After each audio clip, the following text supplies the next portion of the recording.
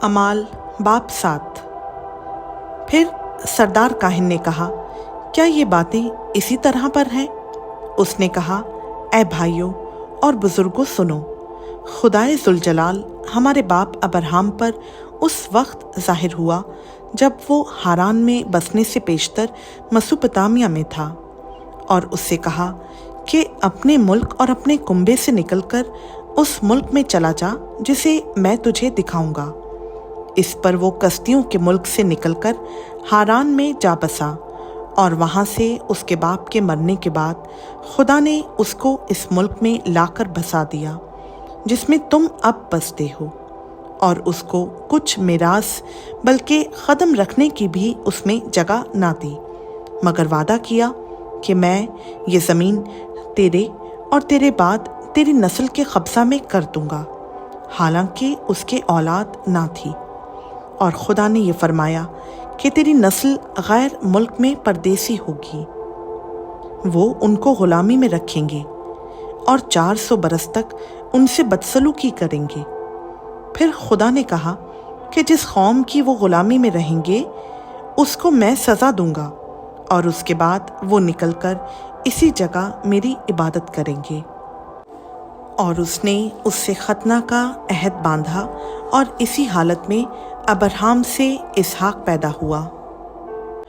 और 8वें दिन उसका खतना किया गया, और इसहाक से याकूब, और याकूब से 12 कबीलों के बुजुर्ग पैदा हुए। और बुजुर्गों ने हसद में आकर यूसुफ को बेचा कि मिस्र में पहुंच जाए, मगर खुदा उसके साथ था, और उसकी सब मुसीबतों से उसने उसको छुड़ाया, और मिस्र के बादशाह फ़िरौन के नज़दीक उसको मकबूलियत और हिकमत बख्शी, और उसने उसे मिस्र और अपने सारे घर का सरदार कर दिया। फिर मिस्र के सारे मुल्क और कनान में काल पड़ा, और बड़ी मुसीबत आई, और हमारे बाप दादा को खाना ना मिलता था। लेकिन याकूब ने ये सुनकर कि मिस्र में अनाज है, हमारे बाप दादा को पहली बार भेजा, और दूसरी बार यूसुफ अपने भाइयों पर जाहिर हो गया, और यूसुफ की कौमियत फ़िरौन को मालूम हो गई। फिर यूसुफ ने अपने बाप याकूब और सारे कुंबे को जो 75 जानें थीं बुला भेजा, और याकूब मिस्र में गया। वहाँ वो और हमारे बाप दादा मर गए, और वो शहर सिकम में पहुँचाए गए, और उस मकबरा में दफन किए गए जिसको अब्राहम ने सिकम में रुपया देकर बनी हमूर से मोल लिया था। लेकिन जब उस वादा की मयाद पूरी होने को थी जो खुदा ने अब्राहम से फरमाया था, तो मिस्र में वो उम्मत बढ़ गई, और उनका शुमार ज़्यादा होता गया। उस वक्त तक कि दूसरा बादशाह मिस्र पर हुक्मरान हुआ जो यूसुफ को ना जानता था। उसने हमारी कौम से चालाकी करके हमारे बाप दादा के साथ यहाँ तक बदसलूकी की कि उन्हें अपने बच्चे फेंकने पड़े ताकि जिंदा ना रहें। इस मौका पर मूसा पैदा हुआ जो निहायत खूबसूरत था। वो 3 महीने तक अपने बाप के घर में पाला गया, मगर जब फेंक दिया गया तो फ़िरौन की बेटी ने उसे उठा लिया और अपना बेटा करके पाला। और मूसा ने मिस्रियों के तमाम अलूम की तालीम पाई, और वो कलाम और काम में क़ुव्वत वाला था। और जब वो करीबन 40 बरस का हुआ तो उसके जी में आया कि मैं अपने भाइयों बनी इसराइल का हाल देखूं। चुनाचा उनमें से एक को जुल्म उठाते देखकर उसकी हिमायत की और मिस्री को मारकर मसलूम का बदला लिया। उसने तो ख्याल किया कि मेरे भाई समझ लेंगे कि खुदा मेरे हाथों उन्हें छुटकारा देगा, मगर वो ना समझे। फिर दूसरे दिन वो उनमें से 2 लड़ते हुओं के पास आ निकला और ये कहकर उन्हें सुलह करने की तरगीब दी कि ए जवानों, तुम तो भाई भाई हो, क्यों एक दूसरे पर जुल्म करते हो। लेकिन जो अपने पड़ोसी पर जुल्म कर रहा था उसने ये कहकर उसे हटा दिया कि तुझे किसने हम पर हाकिम और काजी मुकर्रर किया? क्या तू मुझे भी कत्ल करना चाहता है जिस तरह कल उस मिस्री को कत्ल किया था? मूसा ये बात सुनकर भाग गया और मिद्यान के मुल्क में परदेसी रहा किया اور وہاں اس کے 2 بیٹے پیدا ہوئے۔ اور جب پورے 40 برس ہو گئے تو کوہ سینا کے بیابان میں جلتی ہوئی جھاڑی کے شعلہ میں اس کو ایک فرشتہ دکھائی دیا۔ جب موسیٰ نے اس پر نظر کی تو اس نظارہ سے تعجب کیا، اور جب دیکھنے کو نزدیک گیا تو خداوند کی آواز آئی کہ میں تیرے باپ دادا کا خدا یعنی ابراہیم اور اسحاق اور یعقوب کا خدا ہوں۔ تب تو موسیٰ کانپ گیا اور اس کو دیکھنے کی جرأت نہ رہی۔ خداوند نے اس سے کہا کہ اپنے پاؤں سے جوتی اتار لے، کیونکہ جس جگہ تو کھڑا ہے وہ پاک زمین ہے۔ میں نے واقعی اپنی اس امت کی مصیبت دیکھی جو مصر میں ہے، اور ان کا آہ و نالہ سنا، بس انہیں چھڑانے اترا ہوں۔ اب آ، میں تجھے مصر میں بھیجوں گا۔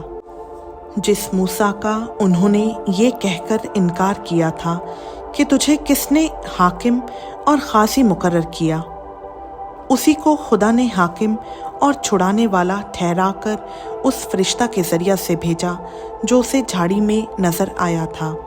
یہی شخص انہیں نکال لایا اور مصر اور بحر خلصم اور بیابان میں 40 برس تک عجیب کام اور نشان دکھائے۔ یہ وہی موسیٰ ہے جس نے بنی اسرائیل سے کہا کہ خدا تمہارے بھائیوں میں سے تمہارے لیے مجھ سا ایک نبی پیدا کرے گا۔ یہ وہی ہے جو بیابان کی کلیسیا میں اس فرشتہ کے ساتھ جو کوہ سینا پر اس سے ہم کلام ہوا اور ہمارے باپ دادا کے ساتھ تھا، اسی کو زندہ کلام ملا کہ ہم تک پہنچا دے، مگر ہمارے باپ دادا نے اس کے فرما بردار ہونا نہ چاہا، بلکہ اس کو ہٹا دیا، اور ان کے دل مصر کی طرف مائل ہوئے۔ اور انہوں نے ہارون سے کہا کہ ہمارے لیے ایسے معبود بنا جو ہمارے آگے آگے چلیں، کیونکہ یہ موسیٰ جو ہمیں ملک مصر سے نکال لایا، ہم نہیں جانتے کہ وہ کیا ہوا۔ اور ان دنوں میں انہوں نے ایک بچھڑا بنایا اور اس بت کو قربانی چڑھائی اور اپنے ہاتھوں کے کاموں کی خوشی منائی۔ پس خدا نے منہ موڑ کر انہیں چھوڑ دیا کہ آسمانی فوج کو پوجیں۔ چنانچہ نبیوں کی کتاب میں لکھا ہے کہ اے اسرائیل کے گھرانے، کیا تم نے بیابان میں 40 برس مجھ کو ذبیحے اور قربانیاں گزرانی، بلکہ تم مولک کے خیمہ اور رفان دیوتا کے تارے کو لیے پھرتے تھے، یعنی ان مورتوں کو جنہیں تم نے سجدہ کرنے کے لیے بنایا تھا۔ پس میں تمہیں بابل کے پرے لے جا کر بساؤں گا۔ شہادت کا خیمہ بیابان میں ہمارے باپ دادا کے پاس تھا، جیسا کہ موسیٰ سے کلام کرنے والے نے حکم دیا تھا کہ جو نمونہ تو نے دیکھا ہے اسی کے موافق اسے بنا۔ اسی خیمہ کو ہمارے باپ دادا اگلے بزرگوں سے حاصل کر کے یشوع کے ساتھ لائے، جس وقت ان قوموں کی ملکیت پر قبضہ کیا جن کو خدا نے ہمارے باپ دادا کے سامنے نکال دیا، اور وہ داؤد کے زمانہ تک رہا۔ اس پر خدا کی طرف سے فضل ہوا، اور اس نے درخواست کی کہ میں یعقوب کے خدا کے واسطے مسکن تیار کروں، مگر سلیمان نے اس کے لیے گھر بنایا۔ لیکن باری تالا ہاتھ کے بنائے ہوئے گھروں میں نہیں رہتا، چنانچہ نبی کہتا ہے کہ خداوند فرماتا ہے، آسمان میرا تخت اور زمین میرے پاؤں تلے کی چوکی ہے۔ تم میرے لیے کیسا گھر بناؤ گے، یا میری آرام گاہ کون سی ہے؟ کیا یہ سب چیزیں میرے ہاتھ سے نہیں بنی؟ اے گردن کشو اور دل اور کان کے نامختونوں، تم ہر وقت روح القدس کی مخالفت کرتے ہو، جیسے تمہارے باپ دادا کرتے تھے ویسے ہی تم بھی کرتے ہو۔ نبیوں میں سے کس کو تمہارے باپ دادا نے نہیں ستایا؟ انہوں نے تو اس راست باز کے آنے کی پیش خبری دینے والوں کو قتل کیا، اور اب تم اس کے پکڑوانے والے اور قاتل ہوئے۔ تم نے فرشتوں کی معرفت سے شریعت تو پائی، پر عمل نہ کیا۔ جب انہوں نے یہ باتیں سنی تو جی میں جل گئے اور اس پر دانت پیسنے لگے۔ मगर उसने रूहुल कुदस से मामूर होकर आसमान की तरफ गौर से नज़र की और खुदा का जलाल और यीशु को खुदा की दाहिनी तरफ खड़ा देखकर कहा कि देखो, मैं आसमान को खुला और इब्ने आदम को खुदा की दाहिनी तरफ खड़ा देखता हूँ।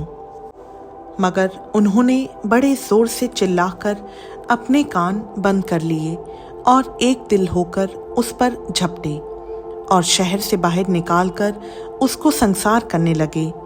और गवाहों ने अपने कपड़े साउल नाम एक जवान के पाँव के पास रख दिए। बस ये स्तिफनस को संसार करते रहे और वो ये कहकर दुआ करता रहा कि ऐ खुदावंद यीशु, मेरी रूह को कबूल कर। फिर उसने घुटने टेक कर बड़ी आवाज़ से पुकारा कि ऐ खुदावंद, ये गुनाह इनके ज़िम्मा ना लगा, और ये कहकर सो गया। खुदावंद का पाक कलाम का पढ़ा, सुना, समझा और कबूल किया जाना हम सबों के लिए बाइस बरकत हो। आमीन।